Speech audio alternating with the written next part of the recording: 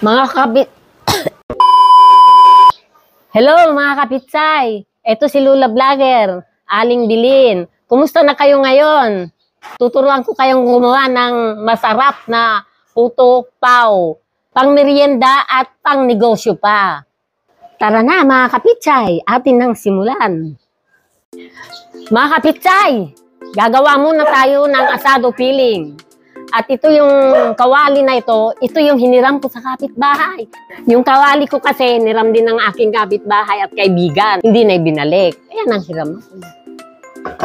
Mga kapitsay, magpapainit muna tayo ng kawali sa mantika. Ilalagay ko na yung mantika.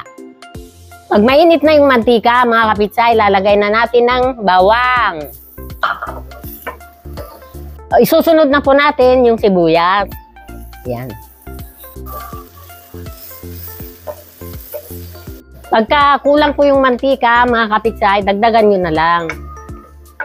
Kapag po, mapula na yung sibuyas, ilagay na natin itong giniling, kalating kilo, na baboy, at may taba-taba. Sangkutsa natin mabuti ito para hindi malasa.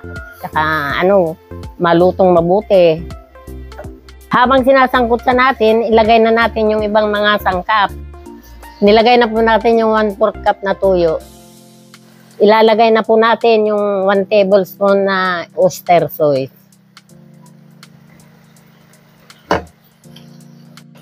Tapos lalagyan po natin ng star anise na 3 piraso. Ngayon naman, maglalagay po tayo ng 1 pirasong daon ng laurel. Sunod naman, lalagay natin ng 1 kutsarang asukal. Mga kapitsay, hahalo-haloin po natin para lumambot at hindi masunog. Tutuin po natin hanggang sa lumambot. Naku, amoyin ko nga. Naku, ang bango talaga. Napakasarap na pagkain tong niluluto ko na ito.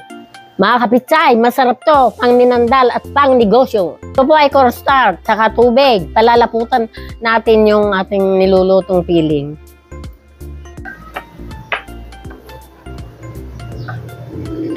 Ilalagay ko na dito sa ating nilulutong feeling.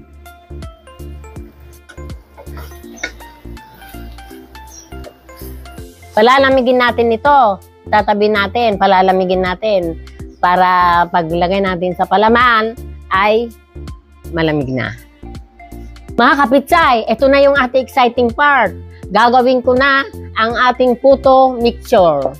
Sa isang bowl na malaki, ilalagay na natin yung ating mixture paghalo-haluin. 2 cups na all-purpose flour. 1/2 cup na powder milk. Lalagyan po natin ng 2 tablespoon na baking powder. Ayan. Lalagyan po natin ng 1 kurot na asin. Pagkatapos po yun, hahaluin po natin ng kanang kamay ang ating mixture para maghalo-halo siya. Sa isang bowl, ilalagyan po natin ng tubig. Lagyan po natin ng asukal kalahating tasa. Lagyan po natin ng 2 itlog na large.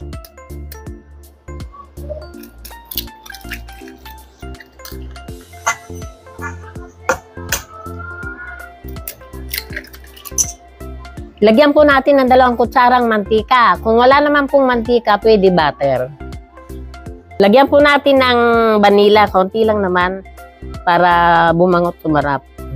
Tapos hahaluin po natin ito para maghalo-halo yung mga nilagay ko na mga mixture. Para lalong sumarap yung lulutuin natin puto pao. Pag nahalo na po natin, ilalagay na natin yung mga flour na pinalo-halo ko. Haluin natin hanggang sa mawala yung buo-buo. Pagka po wala na yung buo-buo, ilalagay na po natin sa ating molde. Ito po yung ating gagamitin na molde. Standard size ang ang sukat. Lalagyan po natin ng puto mixture, konti lang. Katapos, lagyan natin ng asado filling. Katapos po ng asado filling, lalagyan na muna natin ng puto mixture.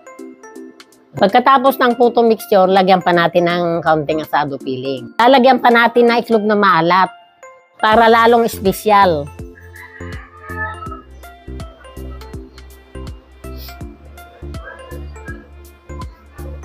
Ngayon naman, ilalagay natin sa steamer.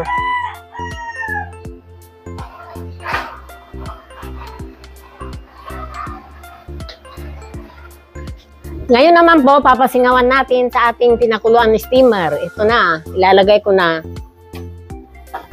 Kailangan po papasingawan natin ng 15 to 20 minutes. Mga kapitsay, lagyan po natin ng katsa, yung ating takip para hindi matuluan yung ating niluluto. 2 minuto bago matapos yung pagpapasingaw, lagyan na muna natin ng keso.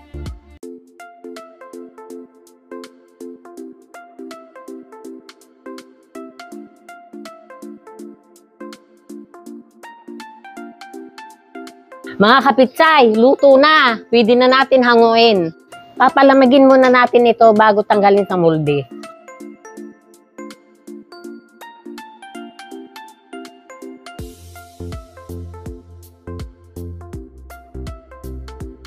Mga kapitsay, tara na. Luto na ang aking ginawang puto pao. Tingin pa lang, masarap na.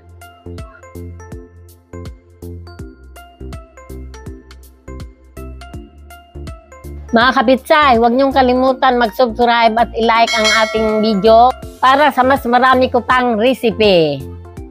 Oy mga kapitsay, see you next time!